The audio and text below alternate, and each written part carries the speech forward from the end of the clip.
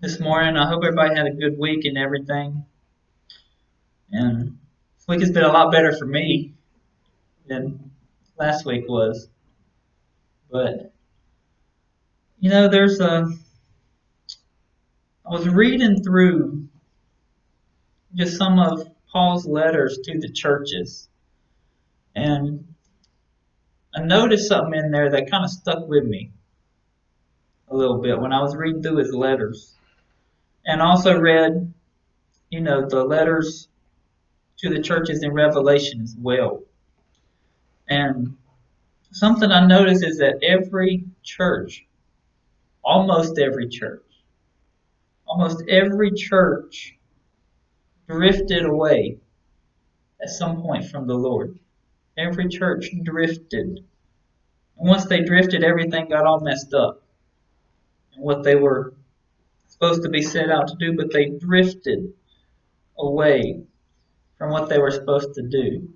And I say drifted because sometimes we can drift and not realize it. Sometimes we can drift far away and we don't realize how far we've gotten. Kind of like when you're at the beach and you go out in the water, you set your stuff down, you go out in the water and you just floating around having a good time at the beach, and before long you look to the shore and you can't find your stuff because you done drifted all the way down here. Then you gotta go out of the water and walk all the way back to your stuff because you drifted so far away, and you drift and you don't even realize it when you're at the beach. The current just kind of takes you along and you don't even realize it until you turn around. And in the same way, we tend to drift from God, and many churches in the Bible drifted away from God. And Paul, he tells the Galatians, he tells them, who bewitched you? He says, who bewitched you? What happened to you? I feel like I wasted my time with you because you just went so far away. You drifted away. And when you read the book of First Corinthians, Paul tells them, he's just, what's wrong with you guys? What happened? I hear there's division among you. And then some of you are saying, I follow this guy, I follow this guy. Others of you say you follow Paul. And then Paul says, was I crucified for you? Was Paul crucified for you? No, he said, didn't I tell you it's all about Jesus? And he says, I heard there was immorality among you in the church and you were proud of it. And then he says, then I heard that some of you don't even believe in the resurrection anymore. And I read all these letters to these churches and how they drifted. And how in Revelation he tells me, he says, you lost your first love, come back to your first love. These people, they drifted away. These churches drifted away. And we can read that and just think, yeah, they drifted away. They knew better than that. They shouldn't have done that. But what about us? What about the church in America? Do we think that we haven't drifted away? Do we think that it's not possible for us to drift away, to get sidetracked on these other things?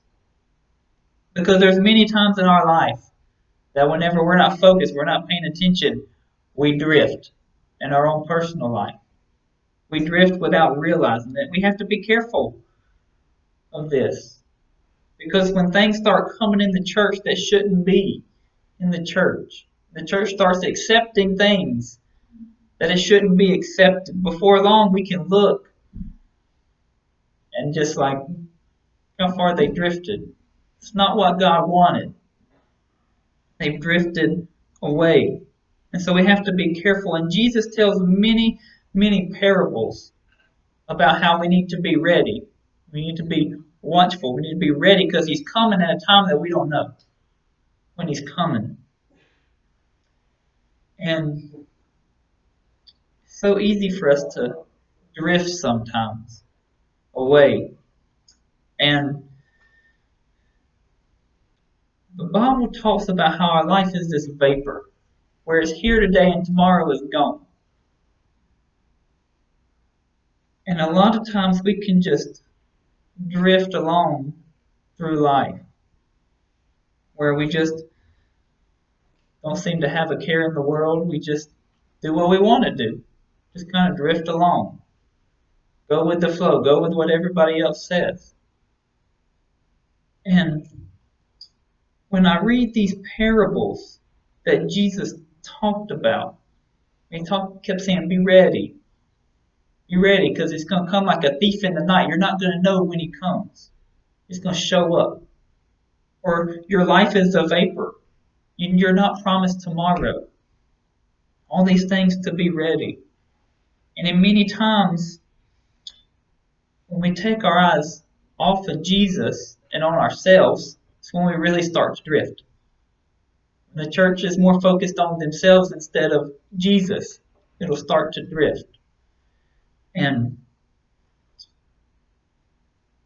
our culture teaches us to be self-centered. What we're taught to be, look out for you. Do what's best for you. Don't worry about them. They'll figure it out. You do what's best for you. All this self-centeredness. And whenever that starts coming into the church, we'll start to drift from God. And Jesus told us to be watchful. And this is what he said. He tells us this in Luke 12. So in Luke 12, in verse 35, this is what Jesus is warning us about being ready.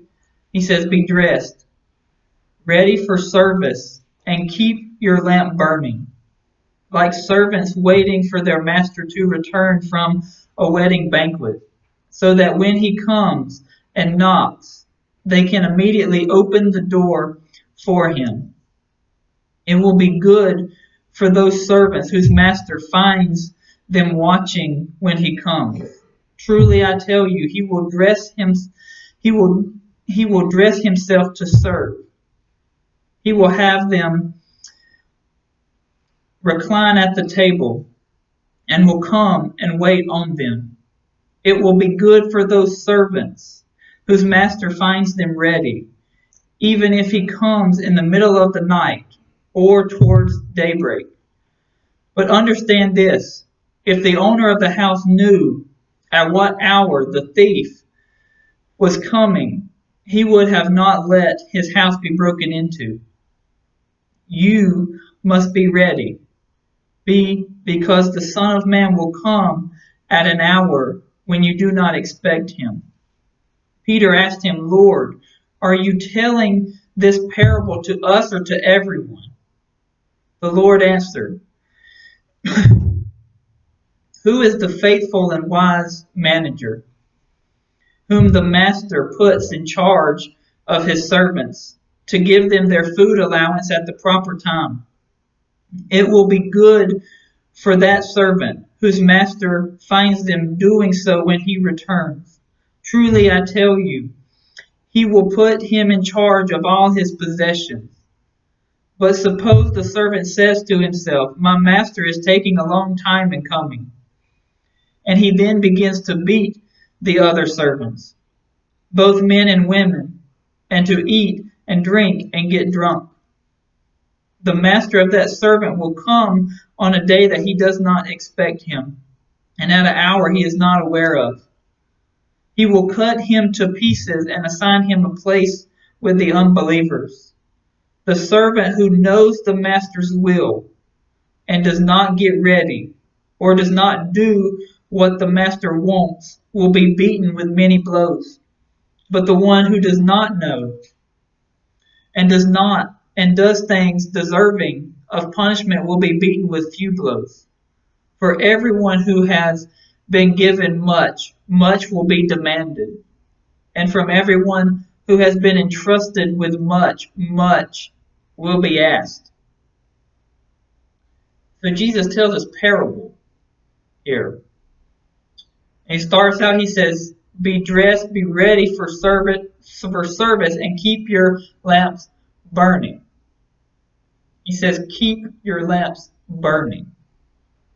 He says, be dressed, be ready for that service, and keep your lamps burning.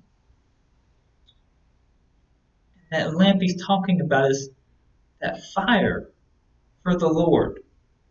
Is your lamp still burning? Are you ready? Do you still have that fire to to you, where you want to please Him, you want to do what He wants you to do. And do you keep yourself ready? Where when He returns, He says, even in the middle of the night, be ready for when He returns, when He comes. And most people who are Christians would say they're ready. They would say, yes, I'm ready. And I hope that's true of all you, that you're ready. But I want to make sure that you're ready and that you haven't drifted away a little bit. Because in this parable, He talks about being ready, get dressed, be ready for the service. Get dressed, be ready. But it's not just get dressed, be ready. There's things that He wants you to do as well. Where He says it is good for that servant whose master finds him doing the good he asked him to do. It's good for that servant when his master comes and finds him doing so. Where it says that servant who knows the master's will and does not get ready, they'll be punished. The one who knows and does his will, those are the one. And many times I feel like we get dressed, we get ready for the service. We do that, we get ready. So we get ready, and we just sit and wait. We get ready. But we forgot that we got dressed to serve the Master. Sometimes we forget that. We get ourselves ready, but then we don't do anything about it. We forgot we got dressed to serve the Master. And so when He returns, it's good for Him to find us doing what He asked us to do. What He asked us to do, which is, take care of the poor, the needy, make disciples. This work that He calls us to do. There's work in our personal life as well, but there's also work to do outside as well. There's people who's hurting. And it just really stuck out to me all week about, are you ready? When He comes back, how is He going to find you? Is He going to find you ready, or is He going to find you doing something maybe you shouldn't be doing? Are you going to be ready? Because I think whenever He comes and He returns, how is He going to find me? What am I going to be doing? Because whenever Jesus returns, I feel like I would feel really bad if He finds me just sitting down watching TV or something. Just doing something for me. I feel like I would feel really bad. And sometimes before I go to bed, I'll lay down and go to bed. And, I'm laying down ready to go to bed. And I feel like as I'm getting ready to go to sleep, I feel like the Lord sometimes He asks me, what'd you do for me today? Sometimes I feel like that comes to me. What did you do for me today? And some days I look back on what I did that day. And I look back and I'm like, I did stuff. I prayed, I read my Bible. I talked to people that work about Jesus. Sometimes maybe I did something for someone in need. There was stuff I did. And I look back and I think, spent the day doing stuff for the Lord. It may have just been little stuff, but there was still stuff that I did for Him that day. And I can go to bed thinking, if He comes back, He's going to find me ready. He's going to find me good. But then there's other days that I'll go to sleep. And it's like, what'd you do for me today? And I look back and it's like, nothing. I didn't do anything. I woke up and forgot to read, forgot to pray today.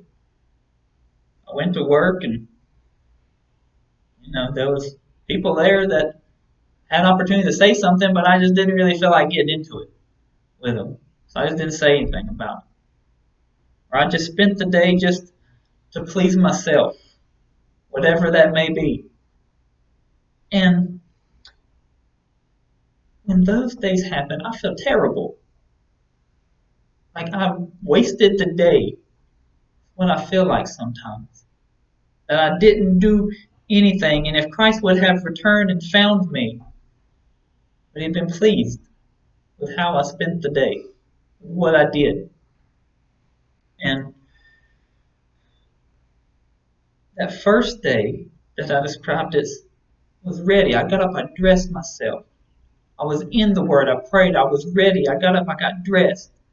Then I went out and I served. Then there's other days I feel like I get up and I get dressed and I don't do anything. That's it. I didn't serve, I didn't do anything else. And Jesus, he tells us here that it's better for him whenever he returns that he finds us doing the good works. That good stuff is better. And for me, there are things that I like to do that has nothing to do with the gospel or anything. And many of us have things we like to do that has nothing to do with it, right? Like I like to, have fun. I like to play baseball or softball, whatever it is. And I don't know if you know this, that has nothing to do with the gospel. Me going out there and playing and having fun. Maybe I can talk to people out there or something, but for the most part, it's for me because I like to have fun. That's what I like to do. And I don't know what it is about me. I guess it's just the spirit he put in me, but I go crazy sometimes if I don't do anything for it. It makes me just feel terrible. Like I have this great joy of this service to him when I do something for it. Maybe it's during the week. Maybe I, did say something to somebody about Jesus. Maybe they shot me down, but I still had that joy because I did something. Even if you get shot down, there's still that joy about it. And in verse 47 of Luke 12, Jesus says, "The servant who knows the master's will does not get ready and does not do what the master wants will be beaten with many blows. But the servant who does not know and does the things deserving of punishment will be beaten with few blows. For everyone who has been given much, much will be demanded from them. And the one who has been entrusted with much, much will be asked." And that one about just the one who knows the master's will, the one who knows the will of God, the one who knows the good works they should be doing, the one who knows that they need to be ready. And it didn't just say be ready, it also said, or does not do what the master wants, doesn't do anything. They're going to be punished.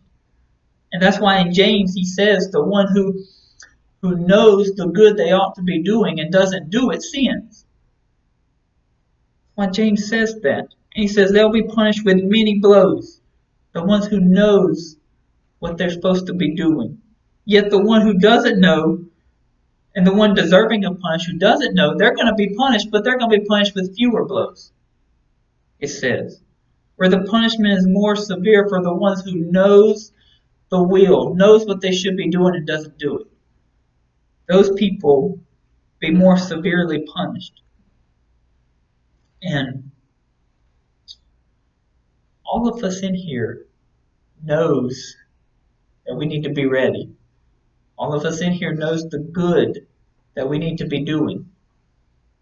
So all of us in here would fall into that category of if we don't do the good works that we ought to be doing, what's coming to us is going to be that severe punishment. We don't do the works.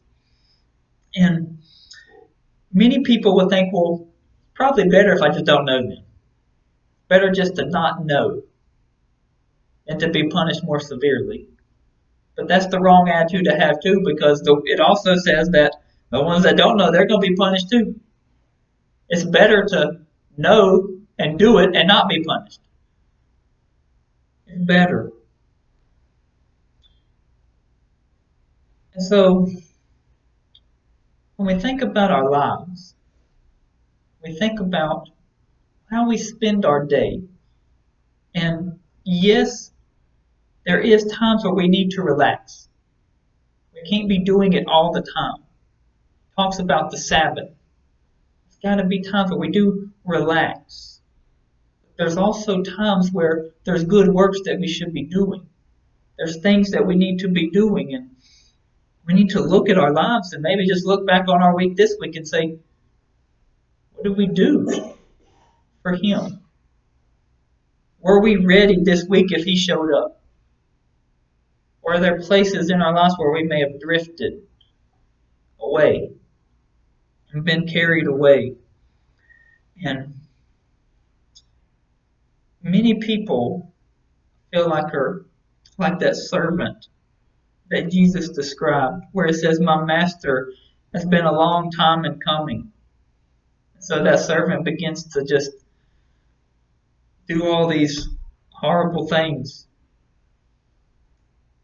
And it says that the master of that servant will come on a day when he does not expect it, an hour he is not aware of. And he will cut him to pieces and assign him a place with the unbelievers. Where that person, he knew what he was supposed to do, but he didn't do it. He's like, my master, he's taking a long time in coming. And there's been plenty of times that I've heard people say something kind of similar to that. Of, I'm young, I got plenty of time.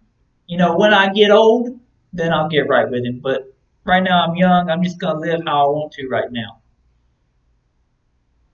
And my concern is for people that live that way, because we're not promised tomorrow.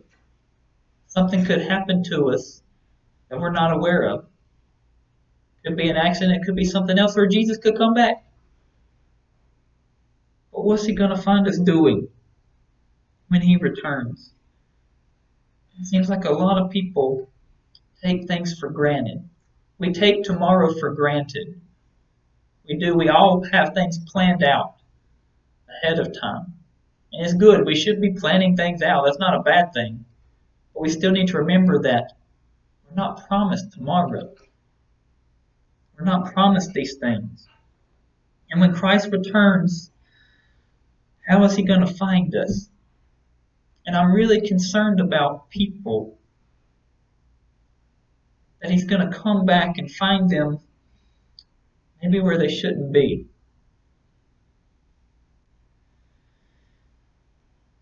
And in many ways, sometimes I feel like people don't know what it means to be ready.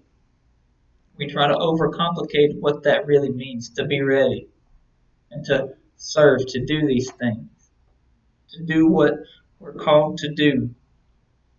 I feel like we overcomplicate it sometimes, whenever it's simple. We just got to read our Bible, know His Word, pray, have that personal relationship with Him. Put your life how the Bible has, how it lays it out. And these things to serve, they don't have to be these big things. Like, you don't have to go on a mission trip to serve God. There's things you do in your personal life that you can do to serve God. Where it's, you see someone in need, you just help them. Just the little things. God opens the door, you tell them about Jesus. There's little things that we can do. Because the little things are very important. So are the big things, but the little things are important as well. And we just got to get rid of all that sin in our life as well. And be ready for when He comes, when He returns. We should be living each day like Christ. Be Christ-like. How did Christ live? He cared for people. He was compassionate. He was always about doing the will of His Father. It's always about doing the will of God. He shared His faith, and We need to be doing that too. And it's really been on my heart this week about this. And I feel like there's been a lot of me kind of preaching about study the Word, be in the Word, pray, have your personal time with God. And that's good. And we need that. Because that helps us to be ready. But that's not all. There's also something else that we got to be doing too. Of going out. And we need to start with we got to care for the people in our community.